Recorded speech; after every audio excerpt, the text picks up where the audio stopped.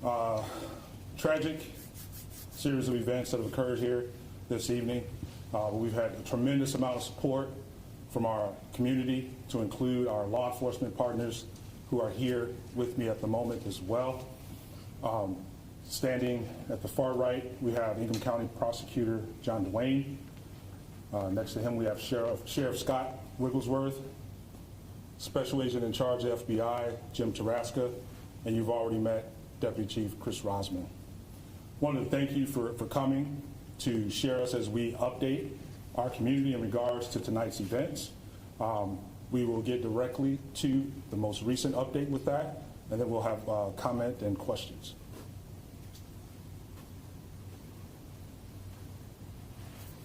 Thank you, Chief. Again, Chris Rosman, Deputy Chief with Michigan State University Police and Public Safety.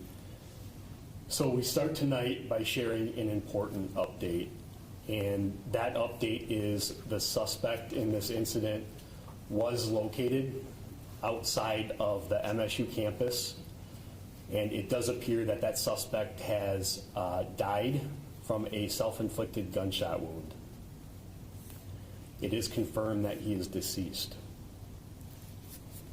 This truly has been a nightmare that we are living tonight, but we have remained laser focused on the safety of our campus, our students, and the surrounding community.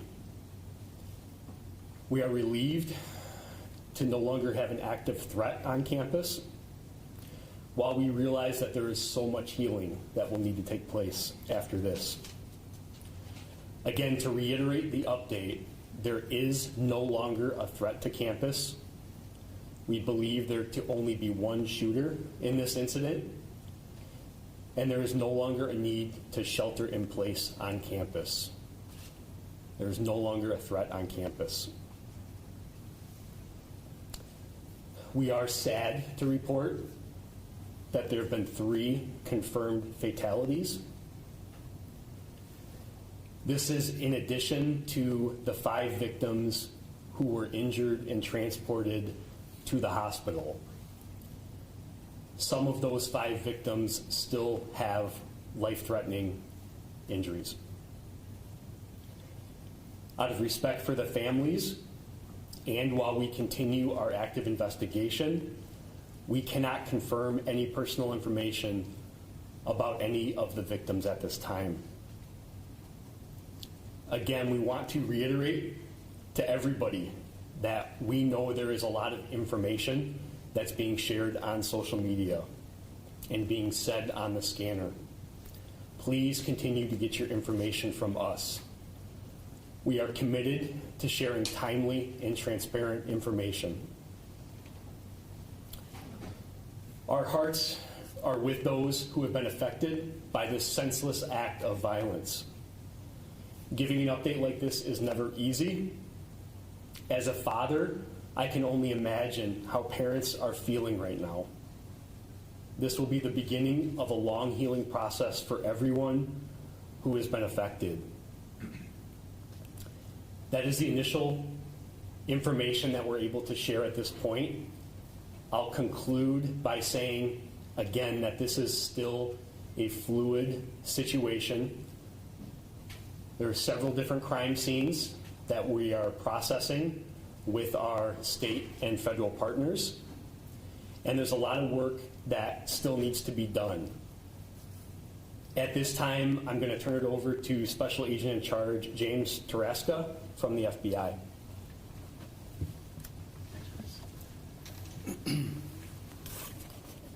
Good evening. I'm Jim Taraska, Special Agent in Charge of the FBI in Michigan. Our hearts go out to the victims, their families, and the entire community.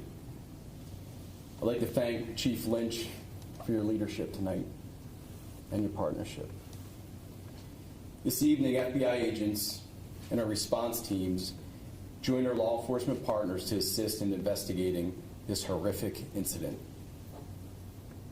We will continue to investigate until we are sure no further threat is posed to the public, which at this point, we're pretty clear it's not. Additionally, we will provide victim services to all students impacted by this incident. We're asking the public, in addition to the other numbers provided to call in for information, we have the 1-800 call FBI number. Please feel free to use that to call in any tips. This is an ongoing investigation. We'll continue investigating throughout the night and likely days. So with that, Chief, thank you.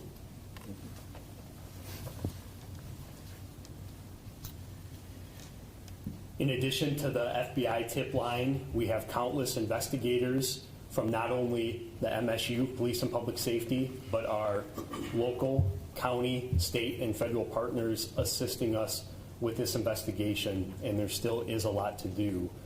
I'm going to provide another 800 number and email address for anybody that may have any information that will help our investigators as we put the pieces together for this incident. That phone number, and we'll also share it on our social media, is 844-99-MSUPD. Again, 844-99-MSUPD. And our tip line is tips, T-I-P-S, at police.msu.edu. Our investigators will continue to work tonight and around the clock to process the crime scenes and start to put the pieces together to try to understand what happened here tonight. At this time, we will open it up for a couple questions. I just want to say, please understand that we are sharing information as quick as we can. There's a lot that we don't know at this point. This is still dynamic, it's still fluid, and we will do our best to answer your questions. I'll start right here in the front. Is the suspect a faculty member, a student? What can you tell us about him? So we are unsure of any affiliation that the suspect had to the university. Our investigators and officers are still working to determine his identity. Once his identity is determined, we will then look to what connection he may have had to our community here, but at this time, that's still part of our investigation. Just to follow up along the same lines, are the victims in this instance students? So we continue to work to identify the victims in this case out of respect for their families. As we work through the process, we are not going to identify or confirm if any of the victims at this point are MSU students. That is something that we are quickly working to determine, and that will be a priority for us. In the back. Can you describe if they're men or women for the victims? I actually don't have that information. All we can confirm at this point is 3 fatalities at the scene on campus and 5 victims that were transported. That is all the information that we have. However, we will work to determine the specific identity of those victims and their affiliation to campus, if any. Over here.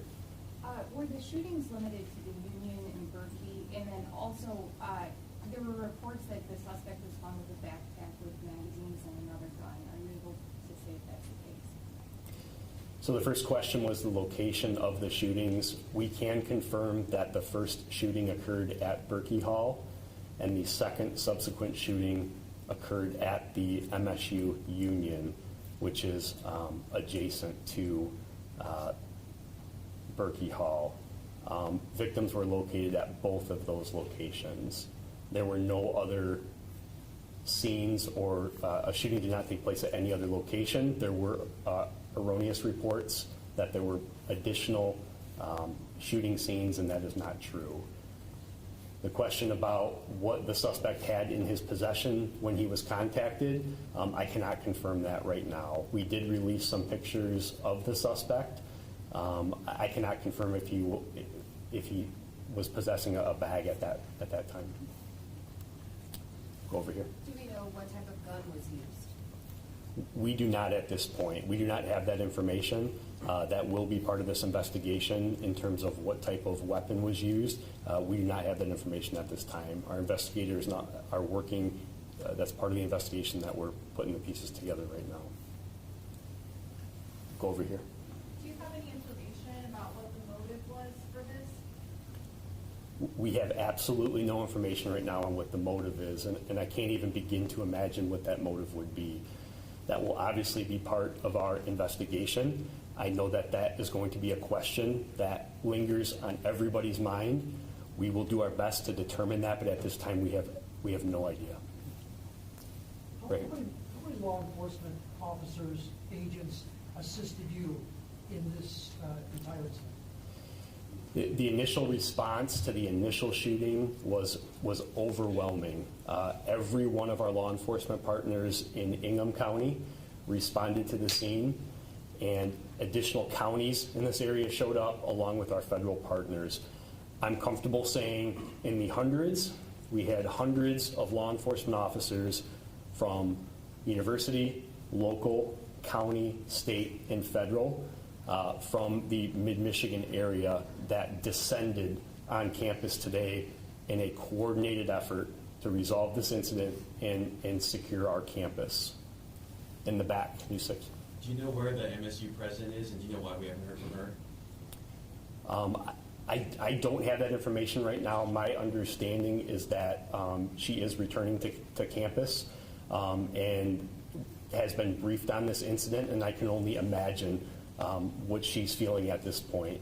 Our focus up to this point has really been on the safety of our campus and the public safety operations at hand.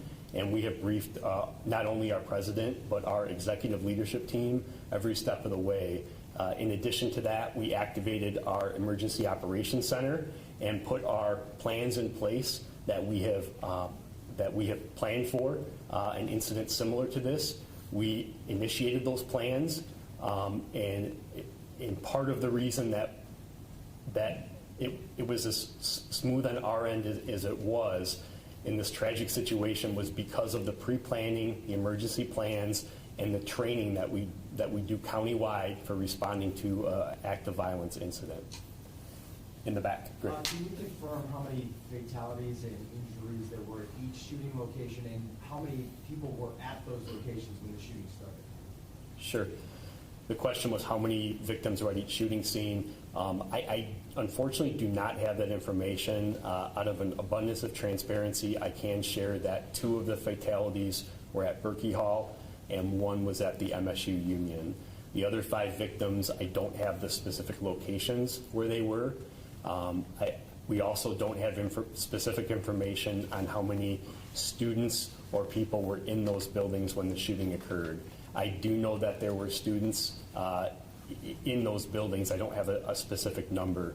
I want to commend the students and our community on how they reacted when we sent out our emergency messaging, instructing people to shelter in place, to run, hide, fight. Our community listened, and that's why a lot of folks in those buildings were able to escape, is because of following our instructions. You go over here in the back. You talked a lot about the collaboration, the massive response. What led you to this guy? How did you find him? So I actually don't have that information right now.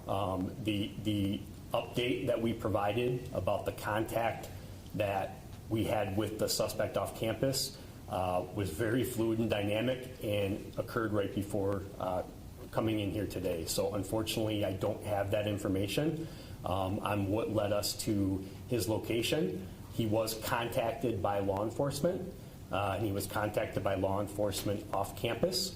I cannot confirm that location right now.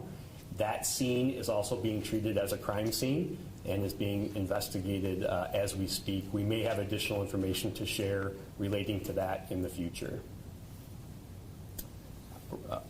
Tell you what, over here, go ahead.